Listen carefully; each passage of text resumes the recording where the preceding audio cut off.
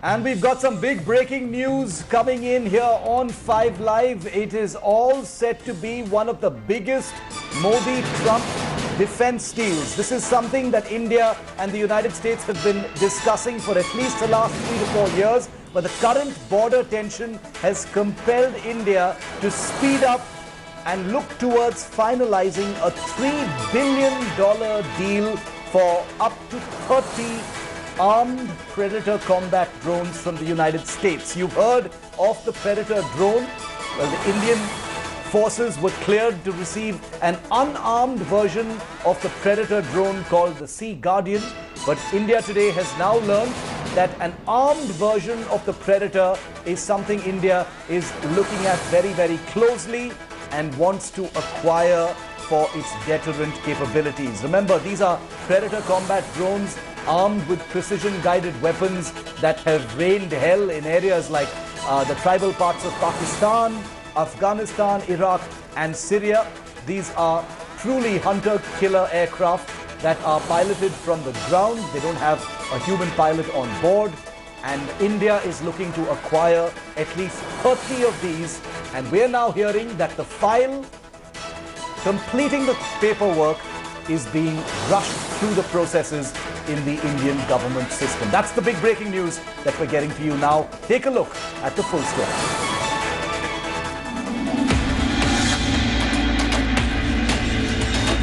A historic standoff, a massive mobilization, and two countries that came close to open conflict.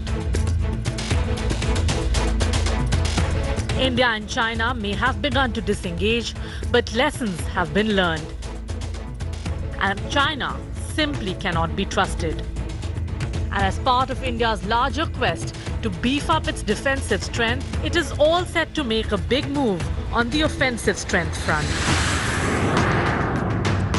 While modern variants of the legendary Predator surveillance drone has been available to India for some years now, the current conflict has speeded up plans to conclude a multi-billion deal. It isn't clear precisely which variant the Indian forces will finally choose.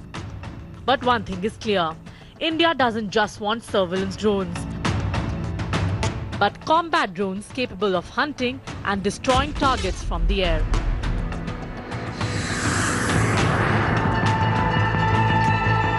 Often just called the Predator in reference to the baseline model, the armed Reaper is the one famous for raining hell on terror targets in Syria, Iraq and especially in the tribal areas of Pakistan.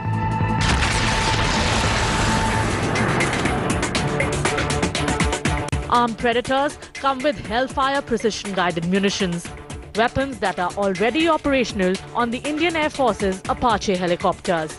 The drones can also drop laser-guided bombs on targets from very high altitude.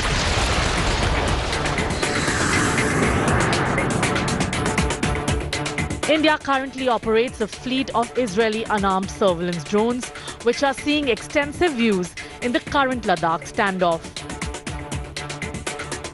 But armed drones like combat Predators could be game changers.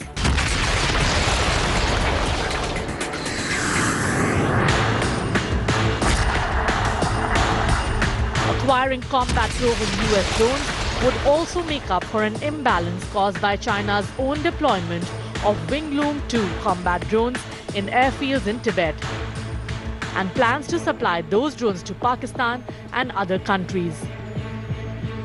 If the Ladakh standoff has been a wake-up call, and if India has reacted by actioning a flurry of combat purchases, pushing through the long-pending Predator deal would easily be the biggest in terms of value, and also the most operationally significant.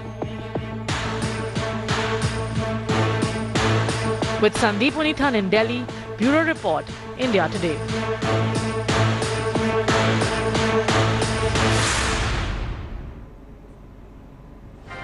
And joining me live, India Today, Sandeep Unithan and Gaurav Sawant are with me. Sandeep is the journalist who broke this story earlier this week in Mail Today. Sandeep, Big story. We've been tracking, India's quest to acquire at least 22 to 30, Predator drones or variants of these Predator drones. The United States had made available an unarmed version, but you've reported that India wants the armed version of these drones, which have already, had a lot of combat experience, and files are almost cleared now to actually pave the way for India to get these. That's big.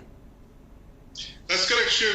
There have been some meetings in the Defense Ministry recently which have brought all the stakeholders on board to clear this very important purchase between India and the United States. Now, the Air Force wants these drones, the Army wants it, and of course the Navy wants these drones. It remains to be seen what is the exact model of the drone that we're going to be getting. There are various reports which suggest that it's the Sea Guardian. There's another one which says it could actually be the Reaper variant of these drones. But the bottom line is that all three services want these drones as quickly as possible, because this is a capability that all of them have wanted, the capability for an armed drone of the kind that the Predator or which the armed variant, the Reaper, bring to the table. This is a capability that the armed forces have wanted for many years, but they haven't got it so far, and it could be very significant in the arsenal of, for instance, the Navy. The Navy wants it for long-range maritime patrol and surveillance. The Air Force wants it for suppression of enemy air defenses. The Army, of course, wants it for surgical strikes. The uses of this are very many, Shiv, and this is one of the most significant defense deals, I would say, between India and the United States. It's definitely going to be one of the most significant once it's signed. Gaurav, you've just returned from Ladakh, and as I understand it, the current tensions with China on the line of actual control have compelled a great deal of, armament purchases, and modernization decisions have been speeded up. But when this happens, it's no longer a question of if, but when it happens, it will easily be one of the most strategically significant. These will really be India's first combat drones capable of flying autonomously and attacking targets. What does that mean in the current scenario of tensions that we're facing? Shiv, it's not an understatement when you say that these will be absolute game changers in this case. Imagine India has dreamt about having an unmanned combat aerial vehicle. India will finally have the Reaper and, of course, the Sea Guardians. Sea Guardians were available even earlier. The armed version, it's the Trump administration that said yes. The Obama administration earlier had some reservations about UCAVs. But on ground, these UCAVs will completely change the dynamics. You don't risk the lives of your fighter pilots. But equally potent aircraft with no fighter pilot will be maneuvered into whatever area you want to send them and deliver those Hellfire missiles onto a target. So you can suppress the enemy air defense, you can take out vital assets, vital points of the enemy. The army may want it for surgical strikes. Last time you had to send out a wing commander, Abhinandan. Next time you don't have to have Abhinandan going across the line of actual control. You can just send the UCAVs, and you don't have to send your Mirages. You can take out enemy training camps in either Pakistan-occupied Kashmir or even Khyber Pakhtunkhwa. Absolute game changer when it comes to the army or when it comes to the Air Force, whether you want to take on the Pakistanis or the Chinese or both together. Absolutely. $3 billion, a lot of money, but given what India faces right now, this is a deal that is being speeded through. Sandeep and Gaurav, as always, thank you very much. And we've got some breaking news coming in now on that marathon India-China talks round that took place in Chushul, Ladakh yesterday. India Today's Abhishek Bhalla and Gaurav Sawant have been reporting on this. They've got us the latest. Gaurav is reporting that after those 14-hour talks that have taken place in Ladakh, India and China are heading in a positive direction. They've agreed to total disengagement from all the flashpoints. The two generals who met yesterday have agreed to a phase-wise disengagement from the tricky Pangong Tso Finger 5 area as well. India will verify the disengagement from all of those places in a phase-wise manner. The commanders will verify mutual disengagement, more rounds of talks for de-escalation and ultimate de-induction. So while there have been certain troop pullbacks over the last 1 week, this marathon round of talks that started at 11 a.m. yesterday and finished only at 2 a.m. today, 15 hours of talks between the Indian and Chinese generals, they've moved in a positive direction.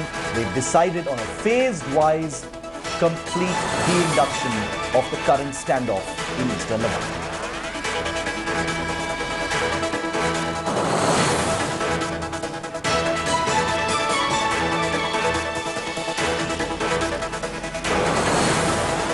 Hello everyone, this is Rahul Kamal here. Hope you enjoyed this video. For the latest news and analysis, like and subscribe the India Today YouTube channel and don't forget to press the bell icon to stay updated.